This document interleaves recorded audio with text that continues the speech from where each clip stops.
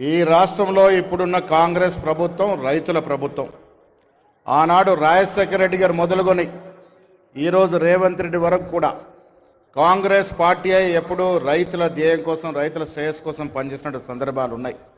గత ప్రభుత్వంలో చూసాం, రైతుల కన్నీటి నుంచి నీరు కారుతూ ఉంటే కేసీఆర్ ఫామ్ హౌస్లో పన్నీరు కారినటువంటి సందర్భం చూసాం.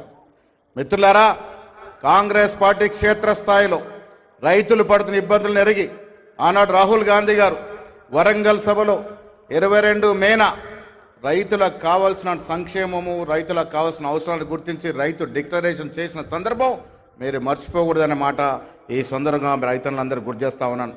రాహుల్ గాంధీ గారు ఇచ్చిన మాట ప్రకారం మీ దయ వల్ల మీరందరూ ఓటేస్తే ఈనాడు రాష్ట్రంలో అధికారించిన కాంగ్రెస్ పార్టీ రేవంత్ రెడ్డి గారు ముఖ్యమంత్రిగా ప్రతి క్షణం, ప్రతి దినం రైతుల శ్రేయస్సు కోసమే ఆలోచిస్తూ ఉంది, పనిచేస్తూ ఉంది అనే మాట మీకు స్పష్టంగా చెప్తా ఉన్నాను.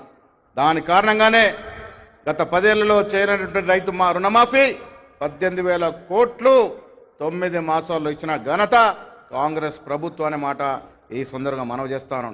10 ఏళ్లలో వారు 50,000 ఉద్యోగాలు ఇస్తే 9 నెలలలో 50,000 ఉద్యోగాలు ఇచ్చిన ఘనత కాంగ్రెస్ రాష్ట్రంలో నడుస్తున్న కాంగ్రెస్ పార్టీ ఘనత అనే మాట కూడా ఈ సందర్భంగా మనవి చేస్తా ఉన్నాను.